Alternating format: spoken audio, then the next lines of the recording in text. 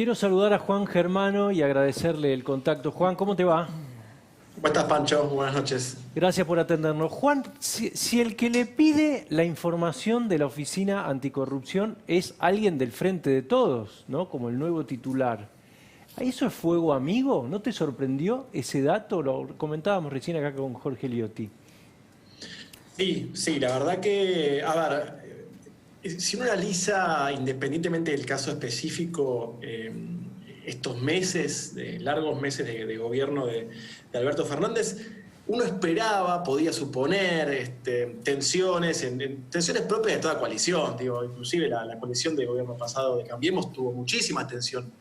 Pero sí sorprende tal vez la velocidad de cómo se van dando las cosas, ¿no? Y muchas veces aparece esta idea de fuego amigo, que me parece que lo que termina ocurriendo es casi que forzándolo a Alberto Fernández muchas veces a tomar ciertas posiciones, o al gobierno propio de Alberto Fernández a ir por determinados lugares.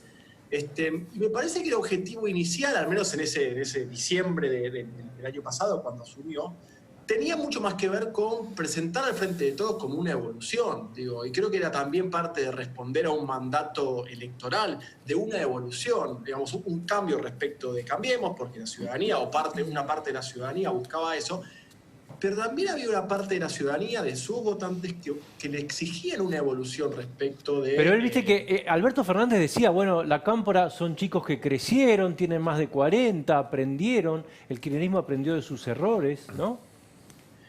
Bueno, mira, yo diría lo siguiente, yo repito esto mucho, que es, digamos, las elecciones la terminan definiendo el 15 o 20% de la Argentina, no mucho más que eso. Es decir, cuando vos sacás al votante convencido del kirchnerismo, al votante convencido de Juntos por el Cambio, a ese entre 2 y 5% de voto izquierda bastante duro, ese voto también creciente que aumentó en las últimas elecciones, de la derecha más ideológica, a vos te queda el 15% de la Argentina, y ese 15% de la Argentina, justamente, es el que, digamos, entendió o compró, en el mejor de los sentidos, que Alberto Fernández era una evolución. Ahí es donde aparece Ese es el 15% que votó, por ejemplo, a Massa en el 2015, más o menos, no me acuerdo cuánto sacó, pero... Mira, 20. ese 15-20%... 20 me dice acá Liotti.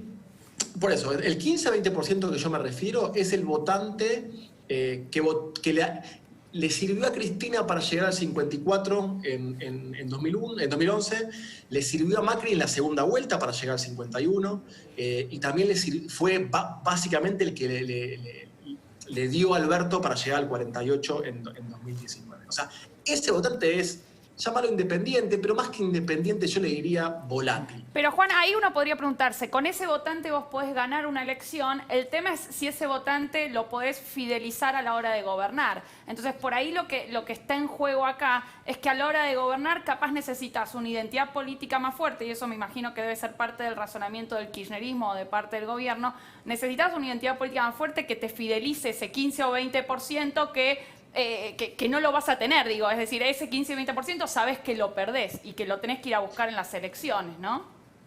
Mira, ese 15-20% es el más difícil de todos, es el más difícil de leer, inclusive de análisis políticos de las encuestas. De hecho, es un poco tal vez una de las explicaciones de la mala predicción electoral que tuvieron casi todas las encuestadoras el año pasado, tiene que ver con una mala lectura de ese 15%.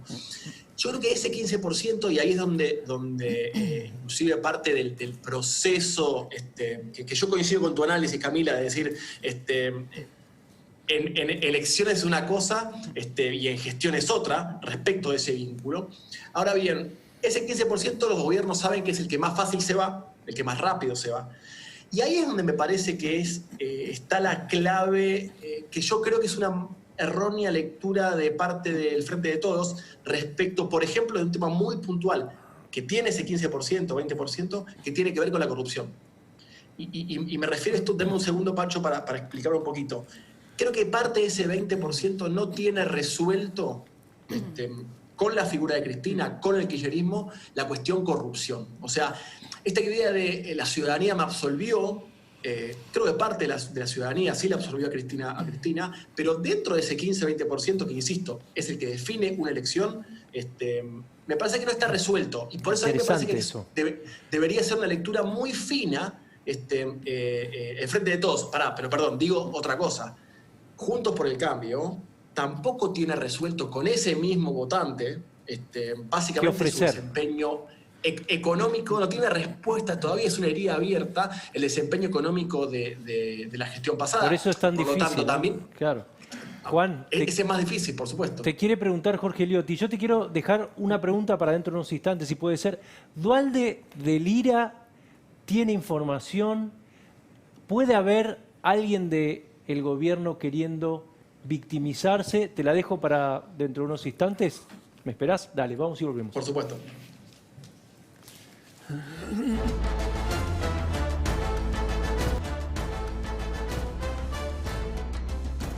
Gracias, Juan Germano, por esperarnos. ¿Duhalde tiene información que nosotros desconocemos para decir que no va a haber elecciones el año próximo? No, desconozco si tiene información o no. A mí me da la impresión de que hay una parte de lo que él plantea vinculada al golpe de Estado que creo que carece de sentido en la Argentina de hoy. Pero sí, me parece que en el subtexto de sus palabras, sí hay una reflexión respecto de la insatisfacción social, ¿no? Lo que viene. Esto no es una...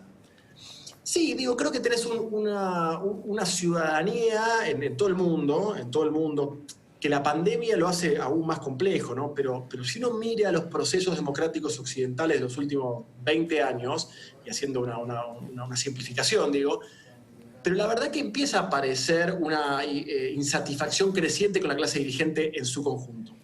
Una insatisfacción con, digamos, fíjate que el sistema histórico, el sistema bipartidista español se rompió para transformarse en otra cosa. Ni hablar el caso de Bolsonaro metiéndose por el costado de Brasil. La política norteamericana, digamos, es tan robusto el sistema de partidos que terminó institucionalizando a Trump, pero él entra también por afuera. Es decir, en Alemania ni hablar, en Francia, en Italia. Son múltiples los ejemplos que, digo, la insatisfacción constante, el desencanto, cuando vos le sumás situaciones económicas complejas, eso se transforma en ira. Cuando vos tenés una ciudadanía con ira, la consecuencia puede ser muy, muy difícil. Creo que en esa parte del argumento me parece que hay algo para analizar. ¿Un minuto para una pregunta breve de Jorge Liotti? Venga. Dale. Juan, ¿cómo te va? La pregunta tiene que ver con cómo estás viendo a Alberto y si vos ves que él se está kirchnerizando, cristinizando cada vez más, y si coincidís, ¿por qué crees que lo hace? ¿Es porque no tiene margen de acción? ¿Es porque en el fondo siempre fue eso? ¿Porque no le queda otra?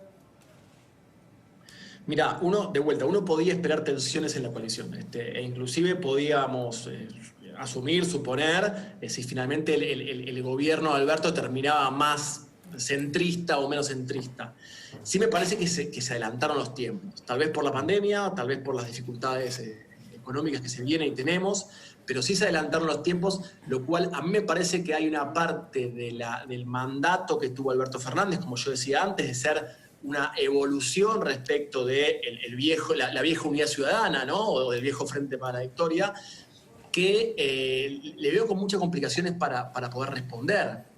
Para poder responder a esa demanda de esa parte del electorado, vuelvo al 20%. Entonces, en este sentido yo veo una dificultad que está teniendo el presidente en expandirse, porque era su mandato, era como lo que venía a representar.